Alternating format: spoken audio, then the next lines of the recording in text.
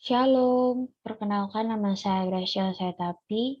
Saya berasal dari Universitas Kristen Indonesia Maluku, Fakultas Ilmu Komputer, Program Studi Informatika dengan mata kuliah Interaksi Manusia dan Komputer. Di sini saya akan menjelaskan tentang interaksi manusia dan komputer. Interaksi manusia dan komputer.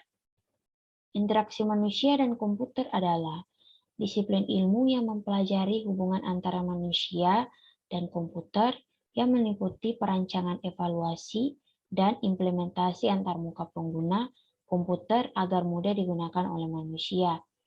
Ilmu ini berusaha menemukan cara yang paling efisien untuk merancang pesan elektronik.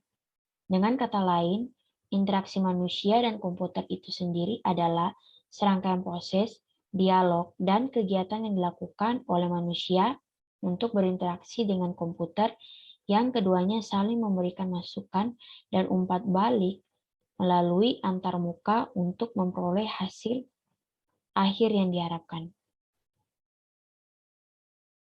Ada 3 sub-bidang studi yang berhubungan dengan interaksi dengan komputer. Yang pertama, ergonomi, di mana interaksi manusia-komputer berkaitan dengan bentuk fisik dari mesin. Yang kedua, faktor manusia berkaitan dengan masalah-masalah psikologis. Yang ketiga, interaksi manusia dan komputer mengkaji bagaimana hubungan-hubungan yang terjadi antar ilmu komputer desain terkait dengan manusia dengan komputer. Bagi para perancangnya, alat fisik interaksi antarmuka komputer sering diuji, sehingga memungkinkan pertukaran informasi. Beberapa aspek yang menjadi fokus dalam perancangan sebuah antarmuka adalah yang pertama, metodologi dalam proses yang digunakan dalam perancangan sebuah antarmuka. Yang kedua, metode implementasi antarmuka.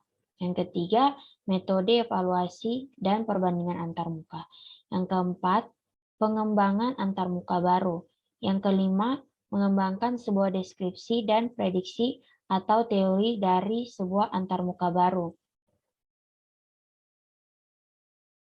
Faktor-faktor pendewasaan interaksi manusia dan komputer. Yang pertama, linguistik. Bahasa sebagai media bagi manusia untuk berinteraksi dengan manusia lain meliputi aspek-aspek sintaksis, semantik, dan pragmatis. Bahasa dalam hal ini dapat memudahkan user untuk memahami komputer yang digunakan. Yang kedua, multimedia, graphic design. Penggunaan komputer untuk menyajikan dan menggabungkan teks, suara, gambar, animasi dan video dengan alat bantu tol dan koneksi link sehingga pengguna dapat berinteraksi, berkarya, dan berkomunikasi. Konsep-konsep dasar dari tampilan komputer, aspek geometris dalam 2 atau 3 dimensi, transformasi linear, tampilan warna. Yang ketiga, business. Perkembangan HCI sangat dipengaruhi oleh dunia bisnis. Persaingan bisnis semakin ketat menghasilkan produk yang lebih mudah digunakan. Perusahaan hardware berusaha membuat produk yang memudahkan manusia dalam memenuhi kebutuhannya.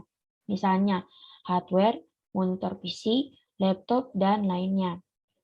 Hal ini juga memacu perkembangan perangkat lunak yang lain yang juga semakin memudahkan manusia berinteraksi dengan mesin. Prinsip ekonomi juga berlaku, semakin banyak permintaan pasar, maka semakin berusaha produsen menyediakannya. Yang keempat, technical writing merupakan suatu bentuk teknik komunikasi berjenis penulisan formal yang digunakan dalam berbagai ruang lingkup, seperti perangkat keras dalam perangkat lunak komputer, robotika, dan lain sebagainya. Seorang technical writer bertugas untuk menjelaskan hubungan teknis dan non-teknis penggunaan teknologi kepada audiens. Misalnya, membantu user konsumen bagaimana menggunakan komputer atau programmer bagaimana cara menggunakan software library. Yang kelima, sosiologi. Dalam dunia internet, muncul situs-situs social networking yang mendukung interaksi antar manusia melalui komputer. Yang keenam, Ergonomi, mempelajari karakter fisik dari interaksi yang juga disebut dengan faktor manusia.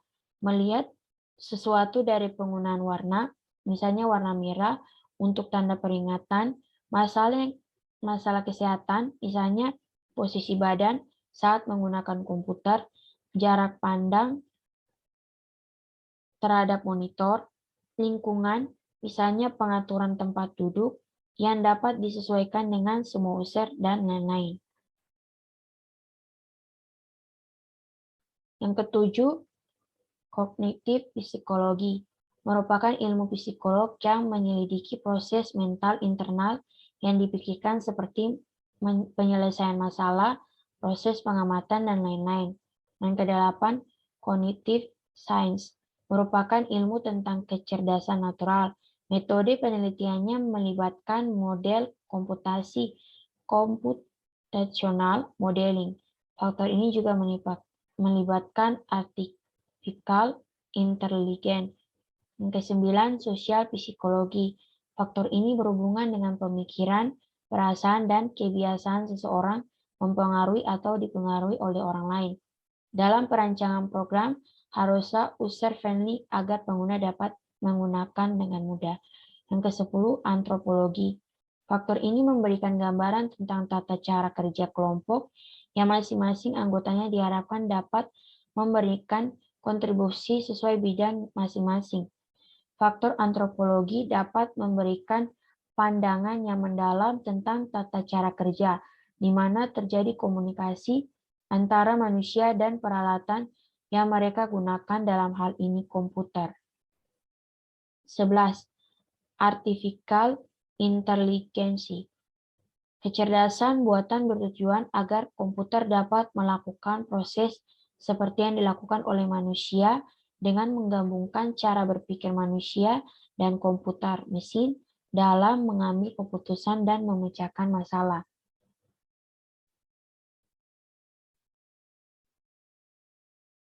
Yang ke-12, organization psikologi.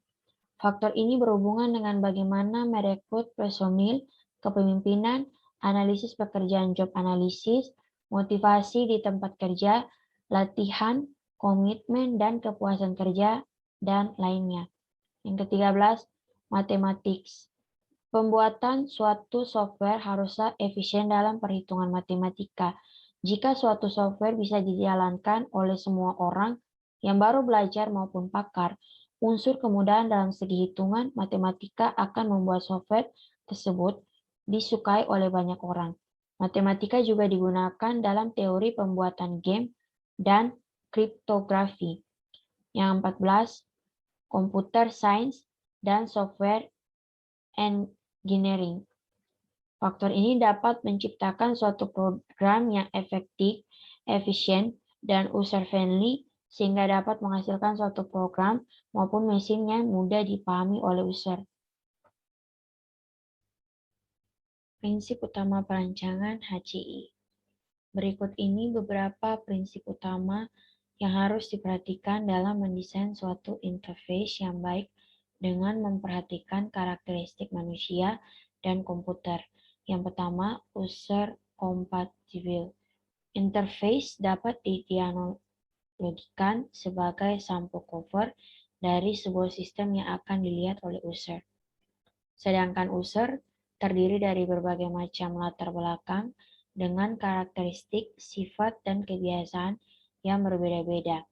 Untuk itu, desainer harus membuat suatu antarmuka yang lebih sesuai dengan user dengan latar belakang berbeda dan jumlahnya yang lebih dari satu orang. Yang kedua, workflow compatible. Dalam sebuah aplikasi, software engineer harus memikirkan urutan-urutan dari pekerjaan yang ada pada dari sebuah sistem. Hal itu dikarenakan agar user tidak mengalami kebingungan oleh banyak pilihan-pilihan menu dan seharusnya menu-menu merupakan urutan dari suatu langkah pekerjaan. Yang ketiga, text compatible. Sebuah aplikasi yang bersampulkan antarmuka harus mampu membantu user dalam menyelesaikan tugasnya. Sebisa mungkin user tidak dihadapkan pada kondisi berpikir dan memilih, tetapi user dihadapkan dengan pilihan yang mudah dan proses berpikir dari tugas-tugas user dipindahkan dalam aplikasi melalui antarmuka. Yang keempat, produk compatibility. Antarmuka dari suatu aplikasi harus sesuai dengan sistem yang asli. Banyak aplikasi yang memiliki antarmuka berbeda dengan sistem yang aslinya. Yang kelima, konsistensi. Software engineer harus memperhatikan hal-hal yang bersifat konsisten dalam merancang sebuah aplikasi, khususnya antarmuka. Contoh, penerapan warna, struktur menu, font, format desain yang seragam sehingga user tidak mengalami kesulitan yang pada saat pindah posisi pekerjaan. Contoh penerapan dalam aplikasi adalah keseragaman tampilan toolbar pada Word, Excel, PowerPoint, Access yang hampir sama. Keenam, familiarity. Salah satu sifat dasar manusia adalah mudah mengingat hal-hal yang sudah sering dilihatnya atau didapatkannya. Antarmuka sebisa mungkin didesain sesuai dengan antarmuka pada umumnya dari segi tata letak, model, dan sebagainya. Hal ini dapat membantu user cepat beradaptasi dengan sistem. Yang ketujuh, simplicity. Kesederhanaan perlu diperhatikan dalam membangun suatu antarmuka. Kesederhanaan di sini lebih berarti sebagai hal yang ringkas dan tidak terlalu terbelit. User lebih menyukai hal-hal yang bersifat sederhana tetapi mempunyai kekuatan atau bobot. Yang kedelapan, kontrol. Prinsip kontrol ini berhubungan dengan tingkat konsentrasi user yang selalu berubah-ubah. Kejadian salah satu ketik atau salah entry merupakan hal yang biasa bagi seorang user. Oleh karena itu, software engineer harus mampu menanggulangi hal-hal seperti itu. Contoh, illegal command dan can recognize input sebagai portal jika terjadi kesalahan. Yang kesembilan, direct manipulation. Salah satu sifat dasar user adalah suka berubah atau memiliki rasa bosan. User tentu berharap aplikasi yang dihadapinya memiliki media atau tools yang dapat digunakan untuk melakukan perubahan. Contoh yang dimaksud adalah dapat merubah tampilan warna sesuai dengan yang diinginkan pada window melalui desktop properties. Yang ke-10, what you see is what you get. Apa yang didapat adalah apa yang dilihat. Contoh penerapan adalah sebagai berikut. Apa yang tercetak di printer merupakan informasi yang terkumpul dari data-data yang terlihat di layar monitor pada saat mencari data. Hal ini perlu menjadi perhatian software engineer pada saat membangun antarmuka. Informasi yang dicari atau diinginkan harus sesuai dengan usaha dari user pada saat mencari data dan juga harus disesuaikan dengan data yang ada pada sistem aplikasi software. Jika sistem mempunyai informasi yang lebih dari yang diinginkan user, hendaknya dibuat pilihan optimal sesuai dengan keinginan user. Bisa jadi yang berlebihan itu justru tidak diinginkan user. Yang mendasar di sini adalah harus sesuai dengan kemampuan dan pilihan dari user. Yang ke-11, flexibility. Fleksibel merupakan bentuk dari solusi dapat menyelesaikan masalah. Software engineer harus membuat berbagai solusi penyelesaian untuk satu masalah. Sebagai contoh adanya menu, hotkey, dan model dialog lainnya. Yang ke-12, responsiveness. Setelah user memasukkan suatu inputan atau data ke dalam aplikasi sistem melalui antarmuka, sebagai sistem langsung memberikan tanggapan respon dari hasil-hasil data yang diinputkan. Hal ini didasari pada sifat manusia yang semakin dinamis dan tidak mampu menunggu. Yang ke-13, invisible teknologi. Aplikasi yang dibuat hendaknya memiliki kelebihan yang tersembunyi. Bisa saja kelebihannya itu berhubungan dengan sistem yang melingkupinya. Contoh, adanya voice recognition sebagai media inputan. Yang ke-14, protection. Protection yang dimaksud di sini adalah user tetap merasa nyaman ketika melakukan kesalahan. Contoh, ketika user menjadi deleting atau penghapus file tanpa sengaja, tidaklah menjadi kekacauan yang berarti karena misal ada recovery tools seperti Undo, Rexil, Bin, dan lain-lain. Yang ke-15, easy of learning and easy of use. Adanya kemudahan dalam mengoperasikan software hanya dengan memandangi atau belajar beberapa jam saja. Sesudah mempelajari, user dengan mudah dan cepat dalam menggunakan software tersebut.